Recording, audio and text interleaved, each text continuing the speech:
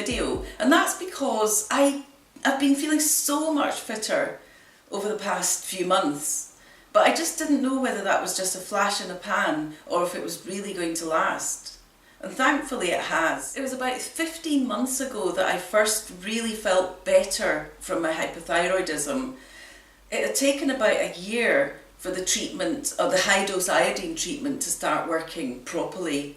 And it's different in everyone. Everyone has a different experience with this. Because I remember when I was about 6 or 7 months through it, reading the report from someone on Facebook who'd said that she had only been taking Lugol's iodine for a couple of months and she was feeling absolutely brilliant, much better, and just full of energy. And she actually seemed to have been suffering a lot worse than I had before, but she made such a quick recovery. And that, I remember that was quite a difficult time for me. It was when I started taking Lugol's, because I thought, something's not right, this has been going on too long. And the Lugol's for me didn't actually work very well, so I went back to taking the tablet form of Lugol's, the iodorox and the iodorol. And then eventually I started seeing results, but for me it took just over a year. When it happened, when I got better from it, I really noticed an increase, a real increase in my general fitness, almost, not overnight, because I still remember that I still had kind of fitness crashes at the time. So I was up and down a little bit. But it was only within a matter of about 2 months that I went from being always at the back of my hill walking group. You know, if there was a group of people walking, I would always be near the back because I just couldn't keep up. And then suddenly, I wasn't always at the back. I was much nearer the front. And then occasionally I would be at the back again. I'd have my off days. But those off days only continued, once I started getting better, those off days only continued a few times. And since then, I've just always been much fitter. I've never had those crashes, really. I can only remember having one off day recently, and that was because I just hadn't had enough sleep, and that was a different thing altogether. People say to me things like, I don't know where you get your energy from, or we're going to have to slow you down somehow. And it's just such a turnover from last year and the year before, when I was just always really slow, really tired, really exhausted.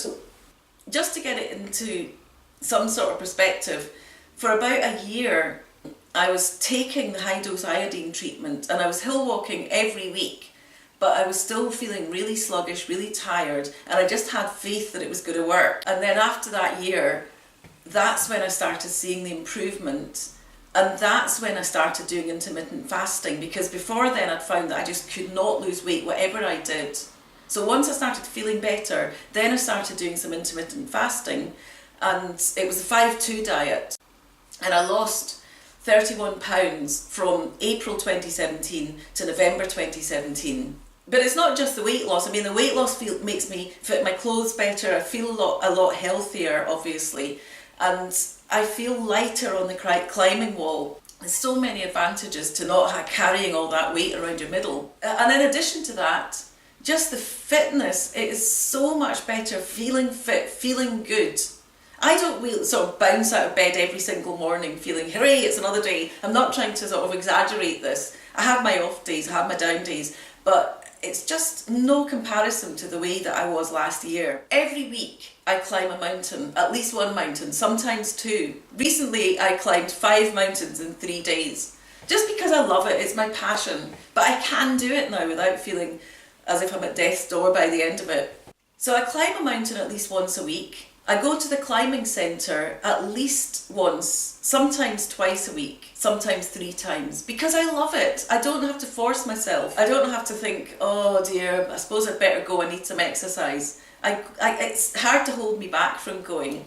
I'm not trying to sell anything, I must sound like a salesman here, but it's just that this treatment, this high-dose iodine protocol has really worked for me. I've realised from going on the Facebook forums that it doesn't work for everyone in the same way. I think people that have an autoimmune condition, they maybe struggle with it a bit more, or I don't know, the side effects can be quite serious. It's not really side effects, I shouldn't use that word, because I think it's more about detoxing. Everyone has a different experience. And it's really important, if you're doing this, to experiment with it and find out what works for you. Start slowly, do as much research as you can, and just take your time, build it up slowly. And remember, don't expect results overnight, because it might, if you're very lucky, you might have really fast results. But I think more people it tends to take a long time. I think some people find that they're taking high-dose iodine for more than a year. After I started seeing success from this treatment, I reduced the dose a little bit, but I was too nervous to stop taking it. I was worried that I might go back the other way, I might start putting on the weight, sleeping 10 hours a night again, and feeling unfit. So I reduced the dose very, very gradually. But one key thing I noticed is that my core body temperature really started to become much more regular. That was one of the first signs that I was having success with the treatment. When I was doing the treatment, I was recording my core body temperature 3 times every day. And looking back, I'm shocked at how low my temperature was. It was often 35 degrees centigrade, just over 35 degrees centigrade. Occasionally it seemed to slip lower than that. Maybe that was a mistake, I don't know, but it was so low. Occasionally it would go up, but it would always come down. And then another thing was, it was all over the place. Every time I measured it, I got a different reading. And at the same time, I was also taking my pulse readings 3 times a day, my resting pulse rate. And it was always really, really low, around 49 or 50 beats a minute. My resting pulse rate still seems to be around the low 50s. Sometimes it gets up to about 60 beats a minute. I don't feel that it's because of my thyroid. I think it's more because I'm much fitter and because I'm just doing consistent exercise. When it was really low before, I was really unfit, so it couldn't have been connected to that. But I don't know, it's a complicated issue. But my core body temperature has, for the last year, it's really been consistently around 36.5 degrees centigrade.